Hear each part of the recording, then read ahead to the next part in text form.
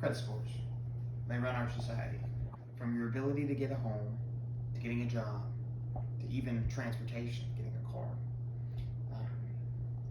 When I was in school, they didn't teach about credit management or money management, and it seems almost foolish because the amount of weight that a credit score carries in daily life. And what I wanted to do today was share knowledge on credit scores. My name is Jordan Swearingen. I was lucky enough to go into the car business at 18 years old, which gave me a crash course on credit. And I wanted to share some of my knowledge as well as some of the institution's knowledge on this issue. What is a credit score? Basically, to ask that question, you're going to have to learn what a credit bureau is.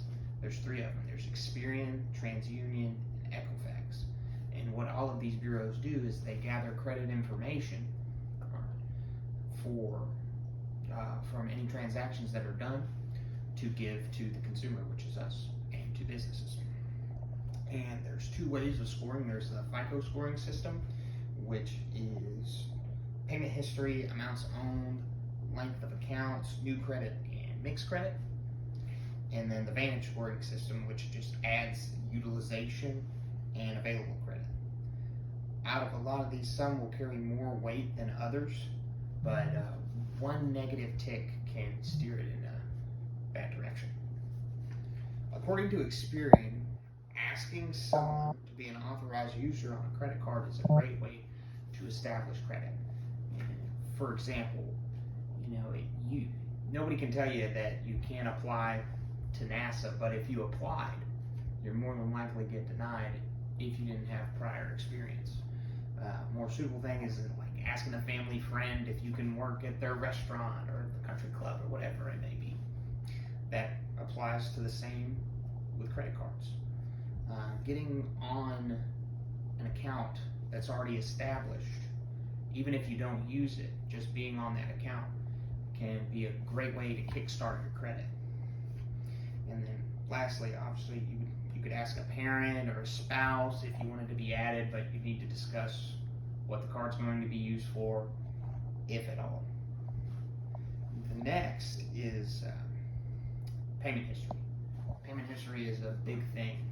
According to the Chronicle, a late payment is established after 30 days. And when it reports to the Bureau, basically with late pays, what will happen is it will be sold to, or it accrues late fees, which can be internally added to any of your balances. And if these late payments persist, it can head in the direction of a repossession or a charge-off. With a repossession, if it's an automobile, obviously you're not going to have access to that automobile anymore. But with a charge-off, even though you're not paying the bill, it's going to be sold to a collection agency, which will call relentlessly to try to accrue their debt that was owed. And what that in turn does to your bureau, it's going to sit on your bureau as a charge-off or a repossession.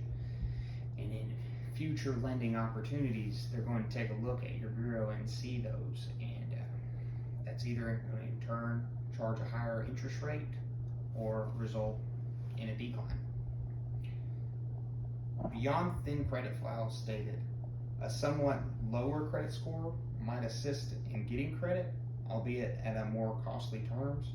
However, no credit score is likely to be a deterrent to gaining credit.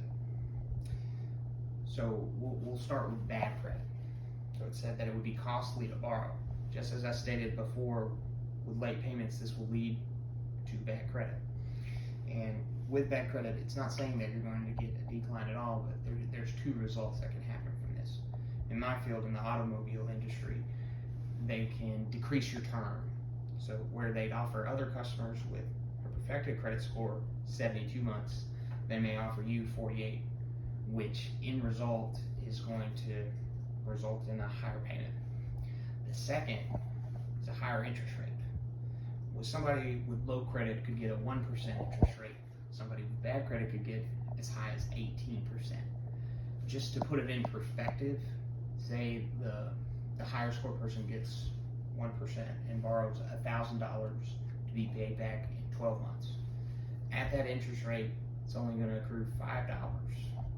The same customer borrowing this, or the bad credit customer borrowing the same amount at an 18% interest rate is going to pay back $100 on the same term of loan. So, no credit is, in most cases, worse than bad credit because lenders do not know your payment history. So they don't know how to establish how you're going to take care of those loans. So instead of even having an opportunity to pay those loans, it's more likely 9 times out of 10 going to result in a decline. And without trying to take that leap, you're going to stay stagnant. To wrap everything up, though,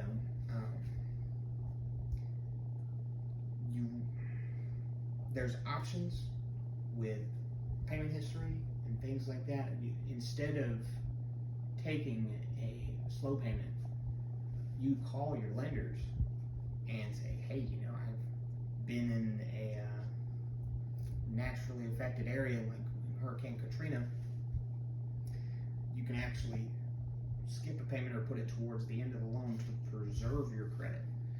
And these are just things that you want to be knowledgeable of. Ask that parent or spouse if you can be an authorized user on your credit to get a head start where a lot of people are staying stagnant, staying with no credit, so you can continue to move forward. Call the lenders if you're in a bad situation so you can forfeit that missed payment. And with this knowledge, hopefully, you can preserve your credit history and build towards a productive future.